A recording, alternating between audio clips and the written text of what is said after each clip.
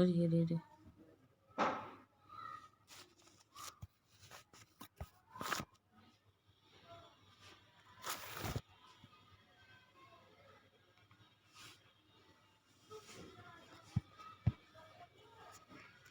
हरमनजोत क्यों ज्वाइन कर लिया?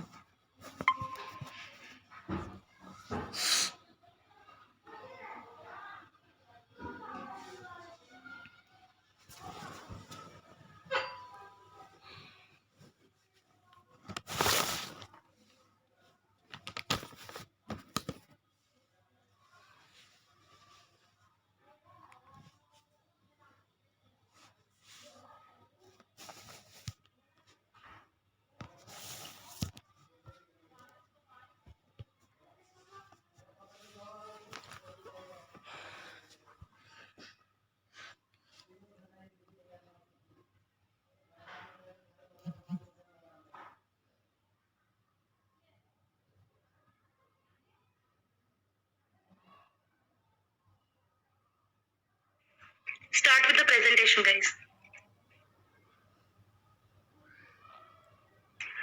Ma'am, we are waiting for 2 more students.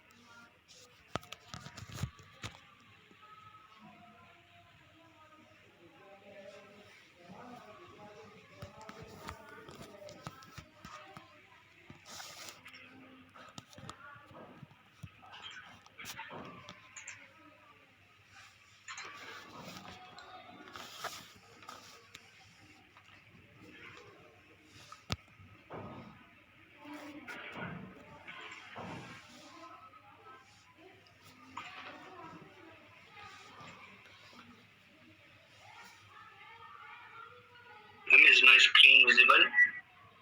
Yes, it is. Yes. And group 6 people, just write your roll number in the chat box also.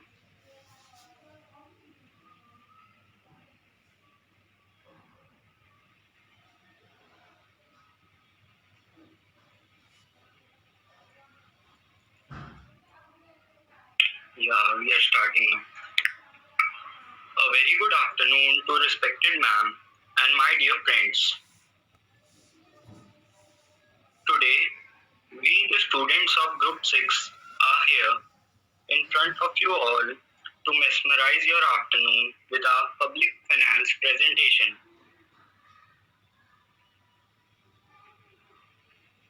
Tushar, Anand and Gautam will give knowledgeable insights about 15th Finance Commission report. And Rahul, Karthik and Sayam would showcase report on NK Singh interview covered by Mrs. Pooja Mehra. Now I would request Tushar to kickstart the proceedings. Good afternoon, ma'am. My name is Tushar and my topic for the presentation are introduction of 15th Finance Commission and criteria for devolution. The 15th Finance Commission was constituted in November 2017. The chairman of the commission was N.K. Singh The aim of the commission was to give recommendation for the 5 year from 2021 to 2026. The focus was toward distribution of tax revenues between union government and state government for the tenure between 2021 to 2026. It covered the devolution of taxes and other fiscal matters. The commission, which has 4 full-time members and 1 part-time member apart from the chairman N.K. Singh. Next.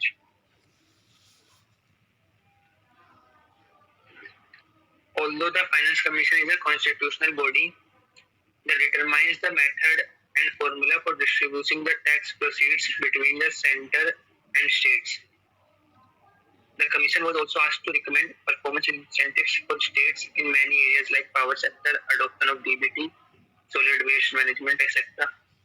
The incentives for states were based on their efforts to control population, promote ease of doing business, and control expenditure on political matters, etc. One of the main tasks of the Commission were to strengthen cooperative federalism, improve the quality of public spending, and help to protect fiscal stability. The idea of cooperative federalism in India enhanced the center-state relationship as well as relationships between state and local government. Commission aims toward improving the relationship between center and other units by resolving the social, political, economic problems.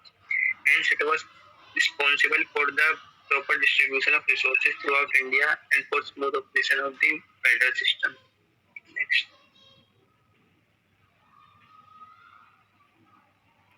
Criteria which is used by the Commission to determine each state's share in capital taxes are next. Income distance. Income distance is the distance of a state income from the state with the highest income. Income of a state is computed as average per capita gross state domestic product (GSDP) for a particular period of time. Under this criteria, a state with low per capita income will have a higher share to maintain equity among states.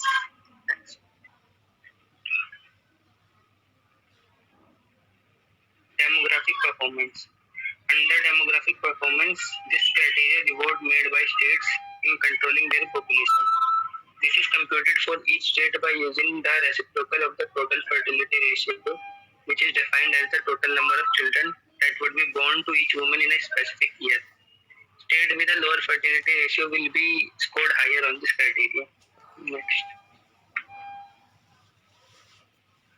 Tax effort.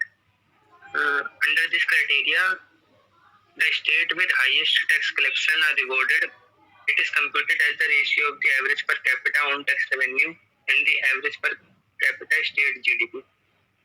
Next. Forest and ecology. Under this criteria, the share of the dense forest of each state in the total dense forest of all the state is calculated. The Finance Commission used the 15% for population, 15% for area, 10% of forest and ecology, 45% for income distance, 2.5% for tax and fiscal efforts, and 12.5% for demographic performance for determining the share of states. Now, Anand will be taking over from here.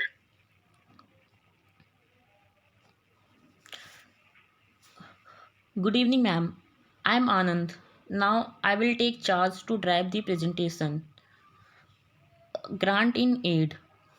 My group member Tushar said about criteria for devaluation. Criteria for devaluation used for distribution between the states, revenue and taxes. Center government also provided and allocates some fund on recommendation on public finance commission in the form of grant. Grant in aid has fund allocated by one level of government to another level of government that are to be used for specific purposes. Such funds are as usually accompanied by requirements and standards set by the governing body for how they are to be spent. If I say in simple word, grant in aid are payments in the nature of assistance, donation and contribution made by one government to another government body, institution and individual grants in aid are given by the union government to the state government, like a panchayati raj institution and block and villages. Next, first one, revenue deficit grant. The post devaluation revenue deficit grant are provided to the state.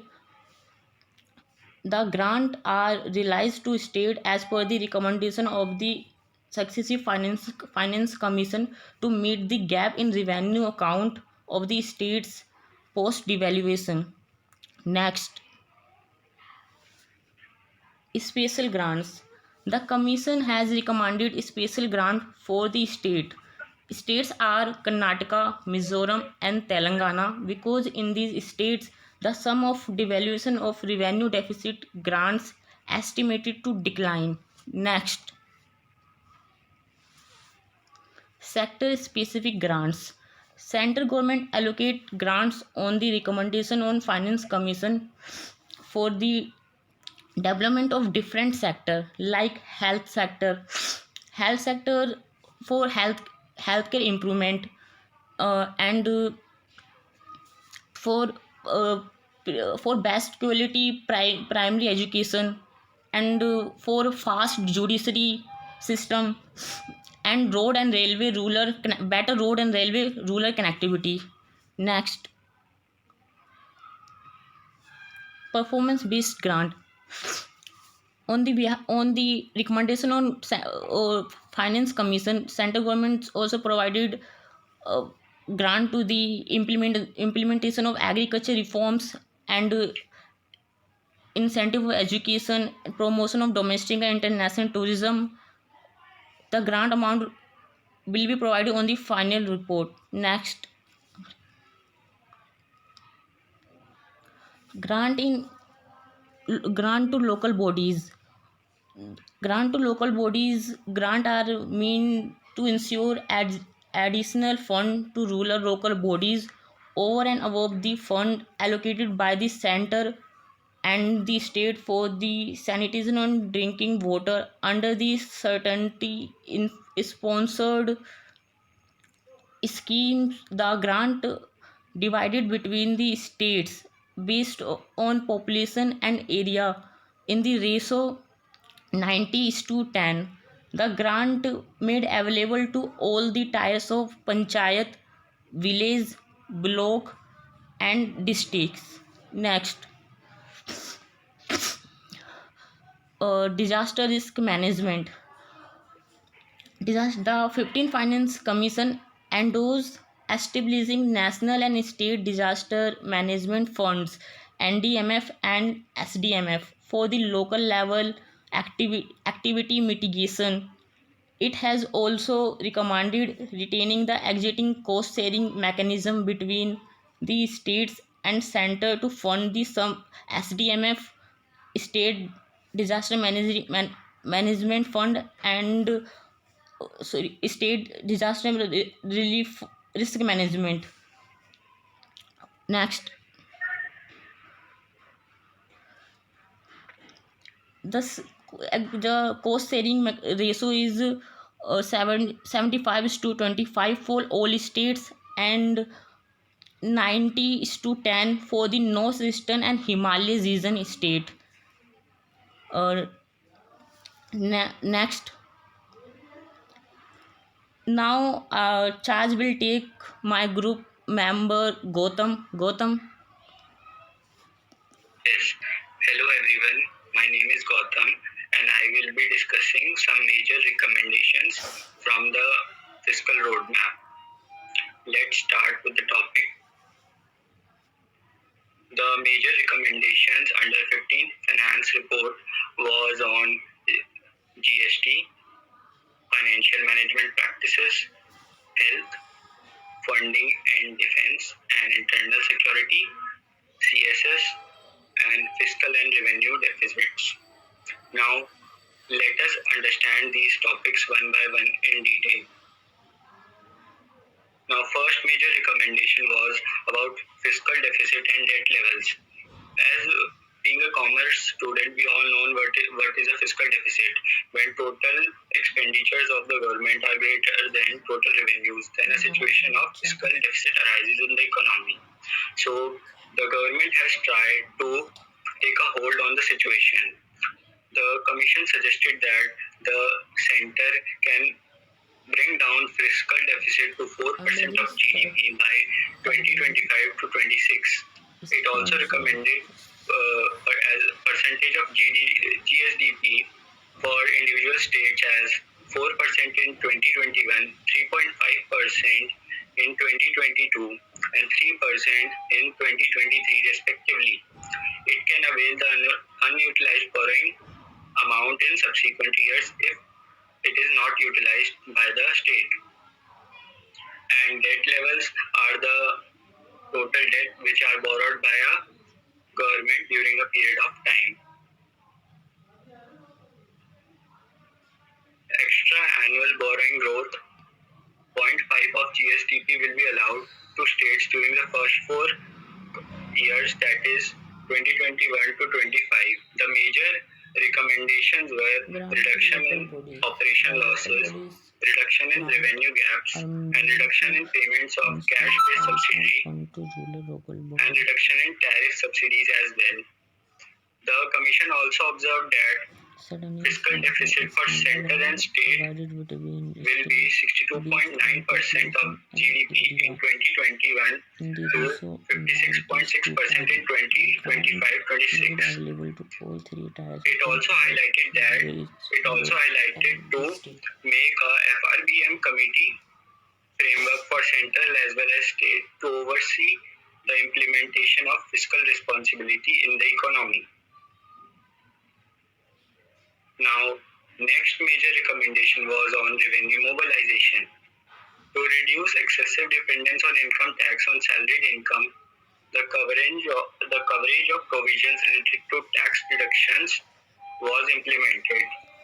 Stamp duty and registration fees at state level have large potential. Computerized property record should also be integrated with the registration of transactions to make it more efficient.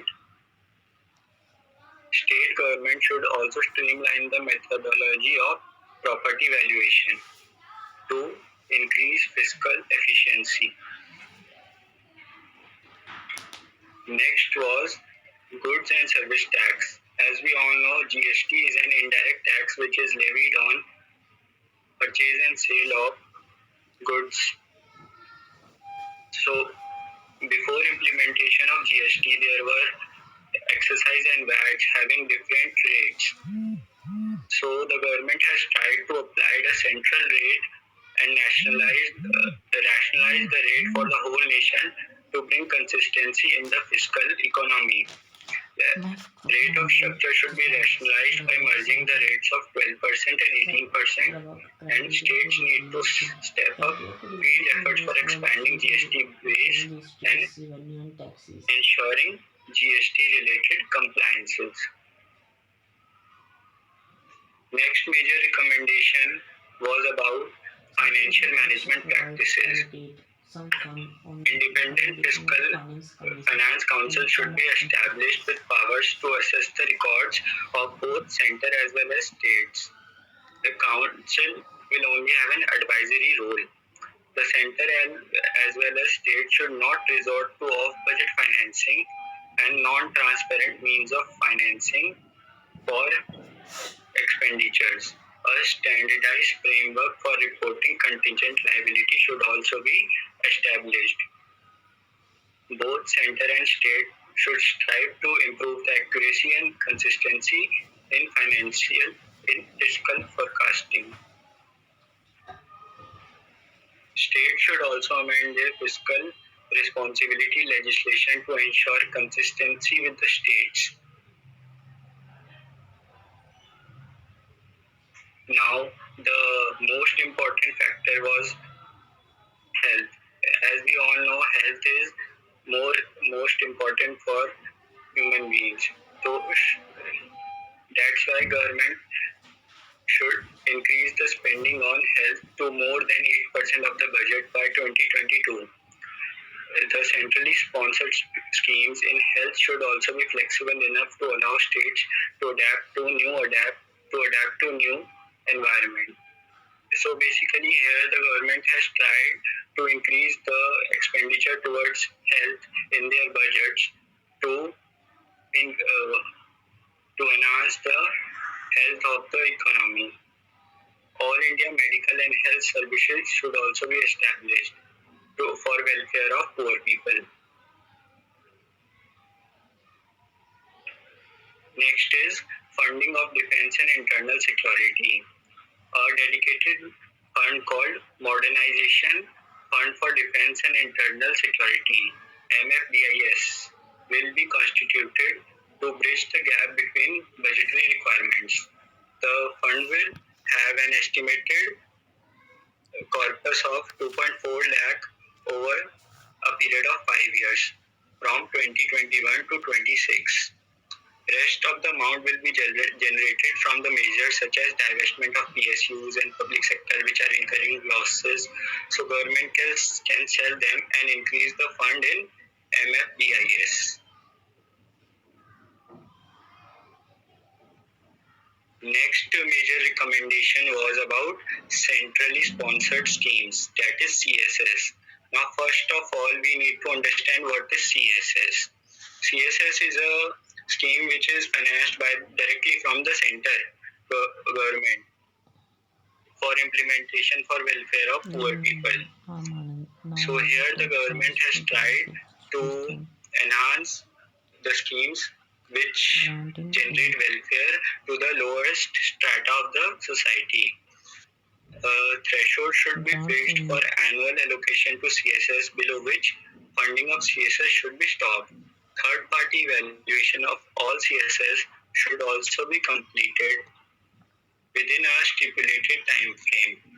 Funding pattern should also be fixed upfront in a transparent manner so that no misleading or misstatements or errors can be done. Now this concludes our report on 15th Finance Commission 2020-21. Now we are starting with report 2, which is a short and crisp portrayal of interview taken by journalist Pooja Mehra with Chief Guest N.K. Singh on Finance Commission. Now I pass on the mic to Rahul to present further.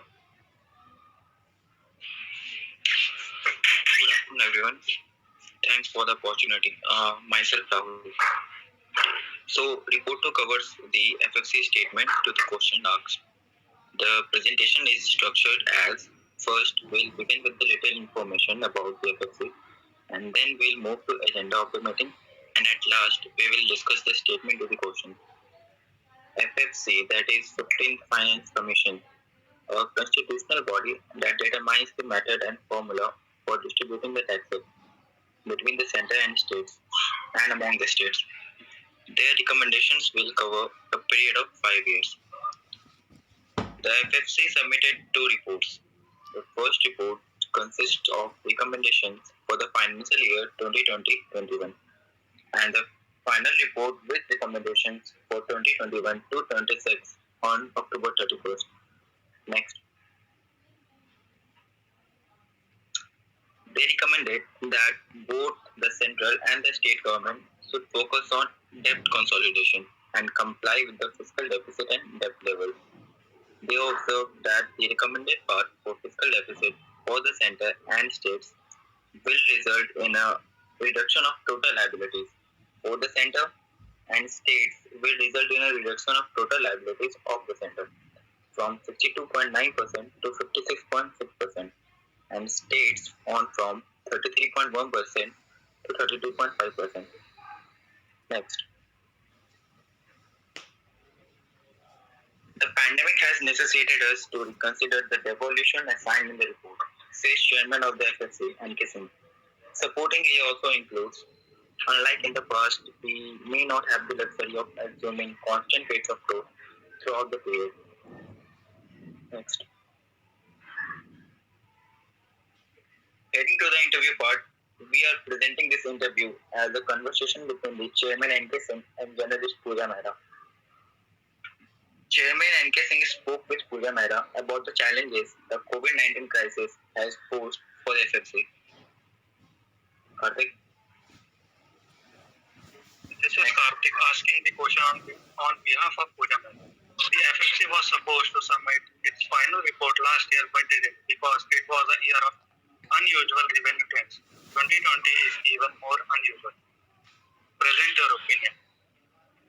Yes, as we know that 2020-21 is the year of uncertainties and unpredictability. They submitted the report to the president and accepted by the government and taken in action.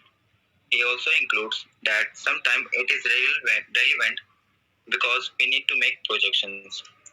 Due to the disaster, they were asked to treat it as a non-year, but the base should go back to 2019-20. He doesn't think it is possible. The FFC is of the view that they cannot evade making predictions. In EAC, that is Economic Advisory Council of the FFC, there were differences of opinion among the domain experts on the decline in both the nominal and real GDP growth. Next.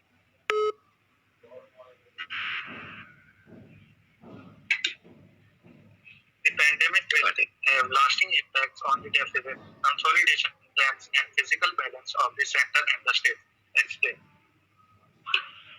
There are multiple ways of looking at this. First is, as he already mentioned in the statement, that unlike in the past, we may not have the luxury of assuming constant rates of growth throughout the period, both in nominal and real GDP numbers. A judgment call will be necessary. EAC members have given the variations in the pattern, which can be adopted for the award period.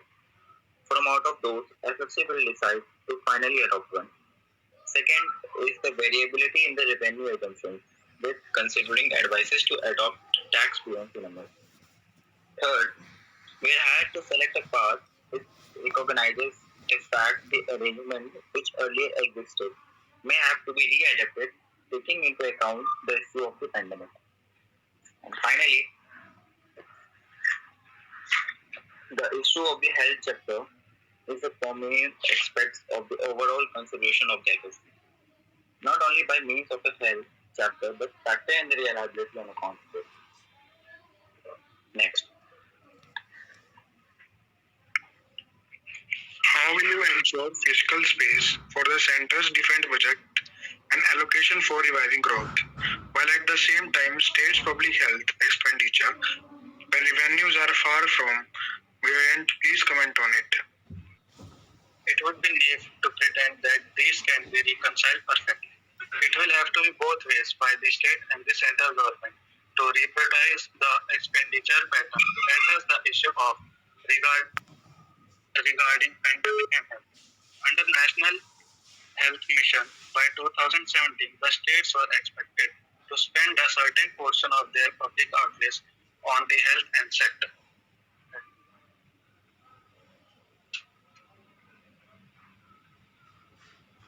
Next slide.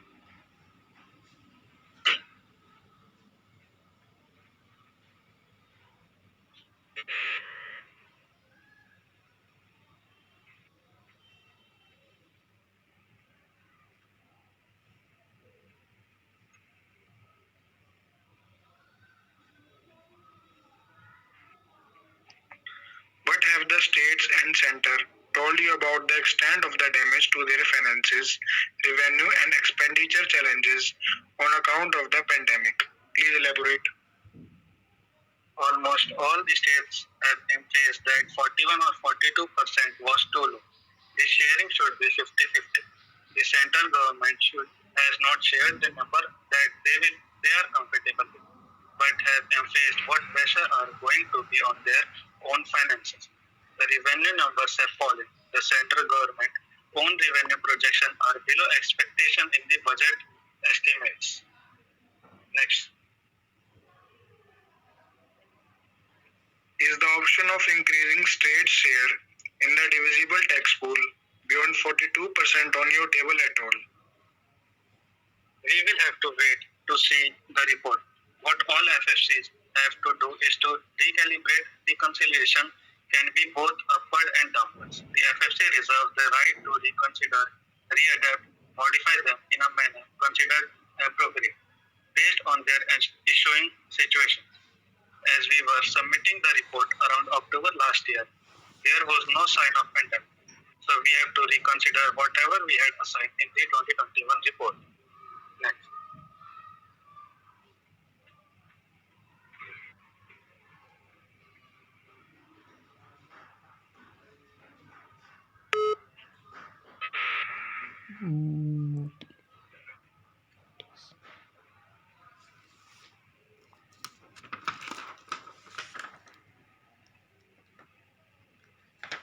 Mitigation.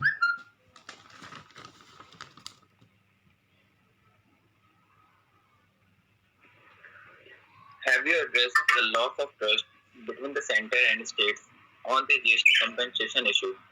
Has it affected your calculation? Please explain your view.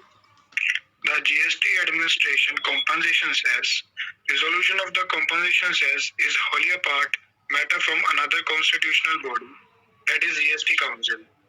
There was a compensation cess act and that 14% of rate of growth has been guaranteed for the first 5 years of GST, which is up to July 2022. Fact that state hasn't achieved 14% growth, then that difference or margin will be made by compensation cess. Now the central government now with stand with commitment of 14% would anyhow made to states. Next. Now the question arises how the liabilities for this year or consecutive year are to be paid. As there is no provision for the states made then GST state liabilities to be paid from Consolidated Fund of India. This time, states give two options for borrowing.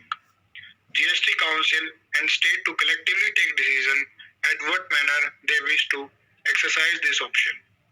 This 14% growth rate in state GST Council will not go beyond July 2022.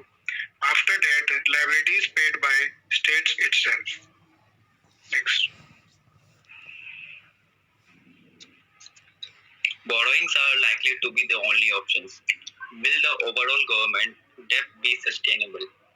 Are you suggesting that the Fiscal Responsibility and Budget Management, that is FRBM, Act needs to be updated and that we should forget about fiscal consolidation till 2023? Please enlighten us with your thoughts.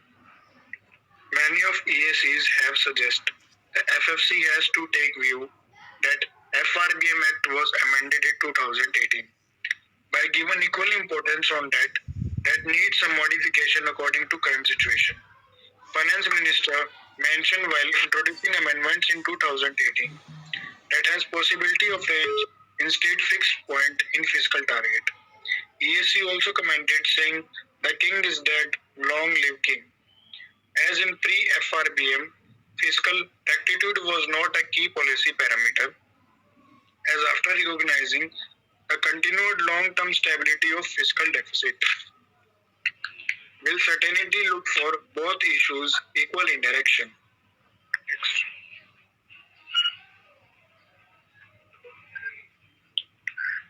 Do you endorse the center's move to place conditionalities on states for increasing their borrowing limits as fair? All FCs ask states to undertake structural reform, but what about the center? Comment your thoughts. States borrowing has to geometric within Article 293 of Constitution. No constitutional limit on level of borrowings the central government to contract. A framework required for managing both debt and fiscal deficit with object to achieve macroeconomic stability. That for investment decision, both private and public, this stability is the centerpiece of macroeconomic strategy. Possibility of issues like current pandemic has posed.